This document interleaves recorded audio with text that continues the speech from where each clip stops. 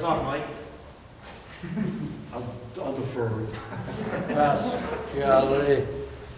Just how proud of you, how proud were you of the performance on special teams last year? Just because Minnesota was really so good at a lot of levels. Yeah, I was so disappointed on the one kickoff. Oh, man, that's the life that we live. I mean, you know, we did do a lot of really good things. These guys have done a great job all year. I love being around these players. I think I said that at the beginning of the year. I mean, they're just a bunch of guys who really worked hard, and they take a lot of pride in what they're doing. Coach Campbell has done a great job setting the stage that way. It makes it a whole lot easier being in my shoes. Yeah, I mean, that's the life we live. I mean, ultimately, you're trying to play a perfect game, and we had a play that slipped away from us. We knew it was a good matchup. 26, a good player. God, we wish we could cover it one more time. I know we'd get it right, but we don't get that. So, yeah, I need to do a better job on that one. And I think there's a handful of things. Anytime a play hits like that, there's a handful of things. Usually it's not one player. There's combination 3, 4, 5 different players or things going on out there. I think if you're a coach, you got to believe that you got a part in that thing. So anyway, we'll get that fixed. But yeah, I mean, these guys have done a lot of really good things, and I credit that to the players. So it's been fun to be around them. We got, 5 big games to go and good matchups, good players we're going against. So we're getting ready for the next one. Yeah, Coach, you had, I think, a 10-yard differential in net punting last week. How important, what does that translate to? Yeah, I do think that's important, and obviously, you know, that it was 37-something, 47-something. But I would also say one thing that I personally have a challenge with is I think, like, the punt statistics just not very well done in the National Football League right now. I mean, every punt's grouped into one, and if you're punting from the plus 45 or their 45-yard line, it's still getting factored into the net, and you're not going to have a great net, you know, if you have a great play. And if you're punting from your own 15, you know, the results should be different. So I think sometimes game to game that gets diluted a little bit. I would say that, you know, if you look at it from a whole season, you could argue that some of those numbers balance out. They got roughly the same number of punts from midfield as we do, and we have roughly the same number of punts on our own 15 as they do. But not totally, and I think it doesn't totally capture the punter as well as it should in this day and age. So when I retire, I'm going to do some statistics. So what do you do now? How do you sort of analyze what categories do you put punts in? Yeah, so we look at a lot of things, not to get into the stats conversation, because I'm partially serious. When I retire, I think I might do that. But, I mean, we look at a lot of things that are different than I think what's publicized and what's put out there. So we do break it down into more finite areas on the field and, you know, what our goal is and what our standard is in those areas. And we kind of do that. Yeah, I would just say, without getting too specific, it'd be easy to say, like, anywhere from your minus 1 yard line to the minus 39 or 40 would be one punt. That way a 60-yard punt's still in play, right?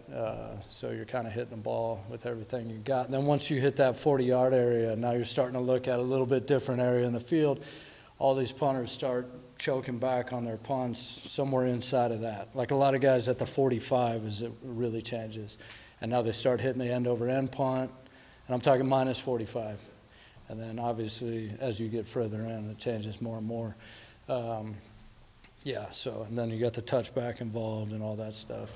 That actually sort of leads me to what I want to ask. You're kicking with altitude this week, right? And so I think a lot of people, kickers like that, their ball goes farther.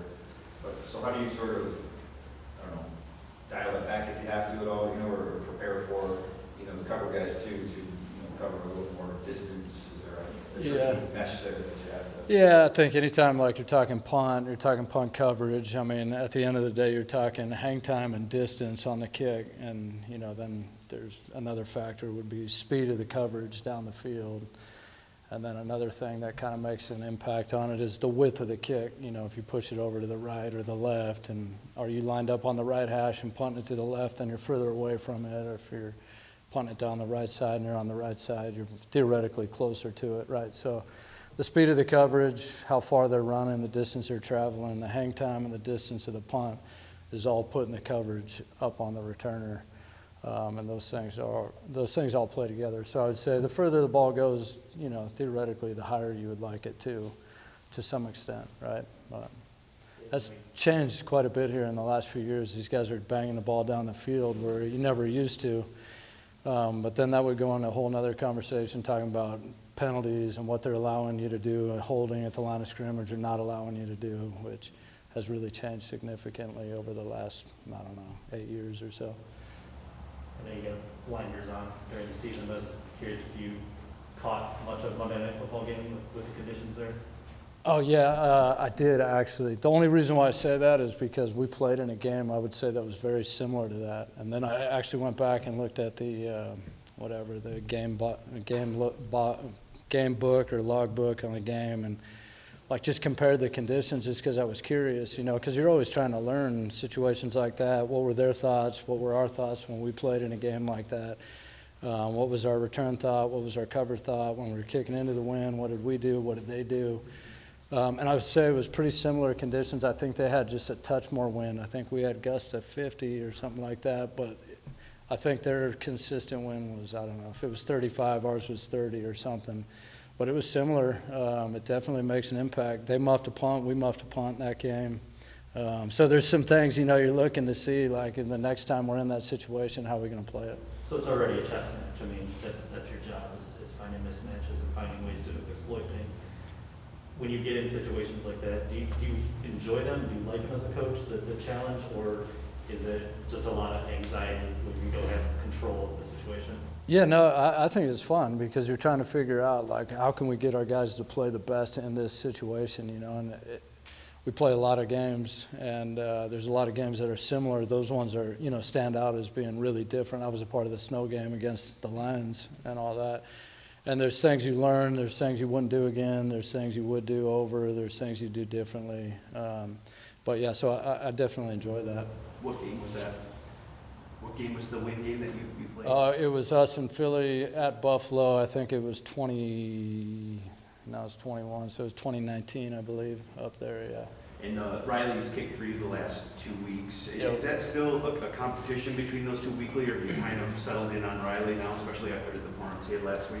Yeah, no, I'd say we're really confident in both those guys. I'm not going to give you a direct answer. I apologize. I know Dave asked me last week, and I felt guilty when I left here. I'm like, God, man, he's probably like, you didn't give it to me. But anyway, so I still feel a little bad. But we really do feel really good about both those guys. So anyway, Aldrich came in the first game, obviously at Cleveland, did a great job for us in tough conditions and all that, and that means something too.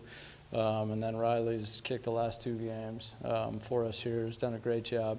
I'd say I'm really pleased with both those guys. It was kind of like the first time I think we talked, I had said, we felt strongly about both of them. The one was a young guy that we really liked and did a lot of homework on, and then Aldrich obviously was a Pro Bowl player in this league. So I still feel the same way about him. I think some of it has to do with the roster, how many guys we can bring up, do we bring them up at other positions, all that stuff. We're only allowed to bring up 2 if we put 7 down. So anyway, some of that factors into it too. But we feel good about both of them. They've done a nice job. So that's one way we're kind of in the weeds on special teams topics here. How different is the responsibility for Jack as a holder each week, depending on which kicker's in there? And how much does it vary from guy to guy? Yeah, I would say that's a great question. And I would say I'm glad you asked it too, because I do think that he has come a long ways with holding. He's really done a great job.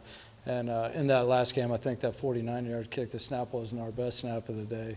It was definitely manageable, but anyway, he did a great job with it. He got it down, he got the laces around, so they were perfect, and the operation time was still pretty fast, so he did it in a short period of time, which was good. But I would say, how much different is it? I would say a little bit for each guy.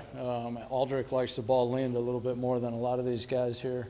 And so he's got to adjust the tilt for his preference. And then, Riley is a little bit more vertical with the ball.